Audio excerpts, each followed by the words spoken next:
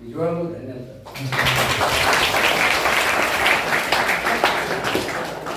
ಈ ಚಪ್ಪಾಳೆ ಸೌಂಡ್ ಇನ್ನೂ ಜೋರಾಗುತ್ತೆ. ಈ ಚಪ್ಪಾಳೆ ಸೌಂಡ್ ಜೋರಾಗಂದ್ರೆ ಈ ವರ್ಷ ಎಲ್ಲರೂ ಒಳ್ಳೆ ರಿಸಲ್ಟ್. ನಮ್ಮ ಸರ್ಕಾರಿ ಶಾಲೆ ಮಕ್ಕಳು ಟಾಪ್ ಆಗಬೇಕು ನನ್ನ ಆಸೆ. ಅಂದರೆ ತಾಲೂಕಿಗೆ ಟಾಪ್, ಜಿಲ್ಲೆ ಟಾಪ್. ಲಾಸ್ಟ್ ಇಯರ್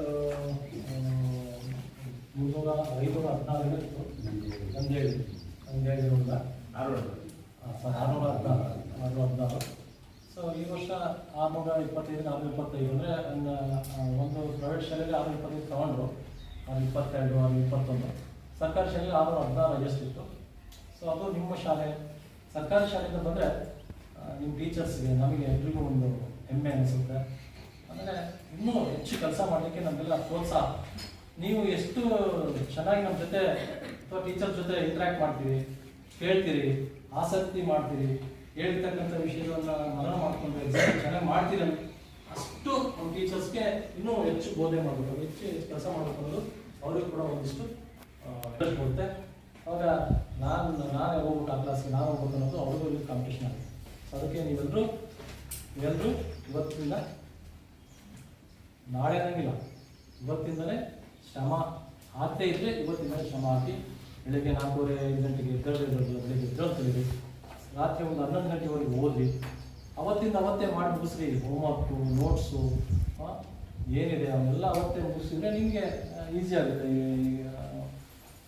ಒಮ್ಮೆಗೆ ನಾವು ಶ್ರಮ ಹಾಕ್ಕಿಂತ ಪ್ರತಿದಿನ ಶ್ರಮ ಹಾಕಿದ್ಮೇಲೆ ನಿಮಗೆ ರಿಸಲ್ಟ್ ಅಥವಾ ನಿಮ್ಮ ಪರೀಕ್ಷೆಗಳು ಭಾಳಷ್ಟು ಈಸಿ ಅನ್ನಿಸ್ತವೆ.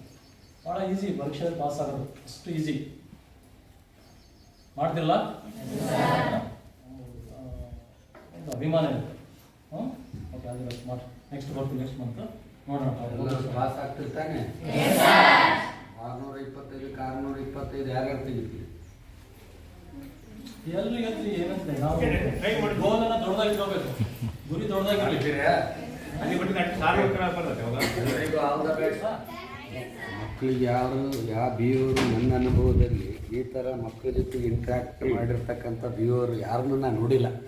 ಬರ್ತಿದ್ರು ಮೇಡ್ಮಾಟ್ರ ಜೊತೆಗೆ ಅದು ಮಾಡಿ ಇದು ಮಾಡಿ ಅಂತ ಹೋಗ್ತಿದ್ರು.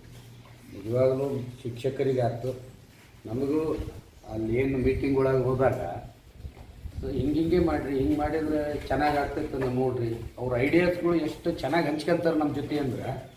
ಸೊ ಇದನ್ನು ಈ ಥರ ಮಾಡಿದರೆ ಹೆಂಗೆ, ಈ ಥರ ಮಾಡಿದ್ರೆ ಚೆನ್ನಾಗಿರ್ತೈತೆ ನಾನು ನೋಡು, ಈ ಥರ ಮಾಡಿರಿ ಅನ್ನಲ್ಲ, ಈ ಥರ ಮಾಡಿದ್ರೆ ಚೆನ್ನಾಗಿರ್ತೈತೆ ನಾನು ನೋಡು ಅಂತ ಹೇಳಿದಾಗ ನಾವು ಕೂಡ ಹೌದಲ್ಲ ಅಂಥೇಳಿ ಎಷ್ಟೋ ಸಾಹೇಬರಿಂದ ಕಲ್ತೀವಿ. ಸೊ ಅದ್ರ ಜೊತೆಗೆ ಬಂದು ನಮ್ಮ ಮಕ್ಕಳಿಗೆ ಒಳ್ಳೆಯ ಹಿತನುಡಿಗಳನ್ನು ಹೇಳಿದಿರ್ತಾರೆ. ತಾವು ಅವಾಗವಾಗ ಬಂದು ನಮ್ಮ ಜೊತೆಗೆ ಮಾರ್ಗದರ್ಶನ ಮಾಡಿ ಬರ್ತೀನಿ. ಜೊತೆಗೆ ಇನ್ಮೇಲೆ ನೆಕ್ಸ್ಟ್ ಟೈಮ್ ಬಂದಾಗ ನಾನು ಹೇಳಿಲ್ಲ, ನೀವು ಅಂತ ನಾನು ಹೋಗ್ತೇನೆ. ನಾನು ಹೇಳ್ತೀನಿ, ನೀನು ಕೇಳು. ಹೌದಾ?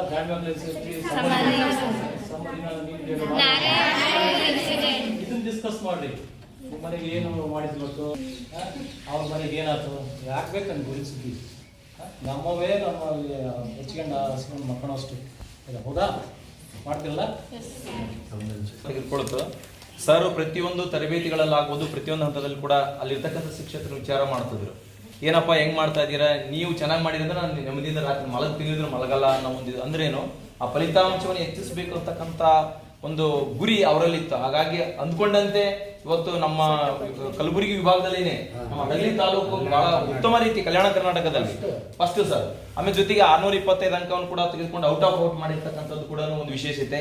ಹಾಗಾಗಿ ಸರ್ ಹೆಂಗ್ ಶ್ರಮ ವಹಿಸ್ತಾರೆ ಹಂಗ ಶಿಕ್ಷಕರ ಸಹಕಾರದೊಂದಿಗೆ ಫಲಿತಾಂಶ ವರ್ಷದಿಂದ ವರ್ಷಕ್ಕೆ ಸುಧಾರಣೆ ಆಗ್ತಾ ಇದೆ. ಹಾಗಾಗಿ ಈ ವರ್ಷನೂ ಕೂಡ ಸರ್ ಅವರ ಒಂದು ಆಶಯದಂತೆ ನೀವೆಲ್ಲರೂ ಕೂಡ ಹೆಚ್ಚಿನ ಸಂಖ್ಯೆಯಲ್ಲಿ ಏನ್ ಹೇಳಿದ್ರೆ ಅದನ್ನೆಲ್ಲ ಪ್ರತಿ ತಿಂಗಳು ಕೂಡ ವಿಸಿಟಿಂಗ್ ಶಿಕ್ಷಕರ ಬೋಧನಾ ಮಟ್ಟವನ್ನು ಕೂಡ ಹಂತ ಹಂತವಾಗಿ ಪರಿಶೀಲಿಸ್ತಿರ್ತಾರೆ. ಕೇವಲ ಒಬ್ಬ ಅಧಿಕಾರಿಯಾಗಿ ಬಂದು ಶಾಲಾ ದಾಖಲಾತಿಗಳನ್ನ ಶಿಕ್ಷಕರ ಹಾಜರಾತಿ ನೋಡಿ ಹೋಗಬಹುದಾಗಿತ್ತು. ಆದ್ರೆ ಮಕ್ಕಳ ಕಲಿಕೆ ಅವರ ಮನಸ್ಸಿನಲ್ಲಿರ್ತಕ್ಕಂಥ ಮುಖ್ಯ ಗುರಿ ಆಗಿರೋದ್ರಿಂದ ಪ್ರತಿ ಒಂದು ನಾವು ನೋಡಿದಂಗೆ, ನಾನು ಹಗರಿಬನಹಳ್ಳಿಯಲ್ಲಿ 12 ವರ್ಷ ಇದ್ದೆ, ಅಲ್ಲಿರ್ತಕ್ಕಂಥ ಒಂದು ವ್ಯವಸ್ಥೆ ಇಲ್ಲಿರ್ತಕ್ಕಂಥ ವ್ಯವಸ್ಥೆ ನೋಡಿದ್ರೆ ಸರ್ ಬಹಳ ತಳಹಂತದಿಂದ ಎಲ್ಲರನ್ನೂ ಕೂಡ ಒಗ್ಗೂಡಿಕೊಂಡು ಎಲ್ಲರ ಜೊತೆಗೆ ಸೇರಿ ಇವತ್ತು ನಾವು ನೀವೆಲ್ಲರಿಗೆ ಸೇರಿ ಕೆಲಸ ಮಾಡೋಣ ಅಂತಕ್ಕಂಥ ಭಾವನೆಯೊಂದಿಗೆ ಉತ್ತಮ ರೀತಿಯಾದಂತಹ ಶ್ರಮ ವಹಿಸ್ತಾ ಇದ್ದಾರೆ. ನಿಜವಾಗ್ಲೂ ಅವ್ರು ಸರ್ ನಮ್ಮ ಶಾಲಾ ಹಂತಕ್ಕೆ ಬಂದು ಇವತ್ತು ಮಕ್ಕಳೊಂದಿಗೆ ಸಂವಾದವನ್ನು ಮಾಡೋದ್ರ ಮೂಲಕ ನಮ್ಮ ಶಿಕ್ಷಕರೊಂದಿಗೆ ಬಂದು ಸೂಕ್ತ ಸಲಹೆ ಮಾರ್ಗದರ್ಶನ ಕೊಟ್ಟಿದ್ದಕ್ಕಾಗಿ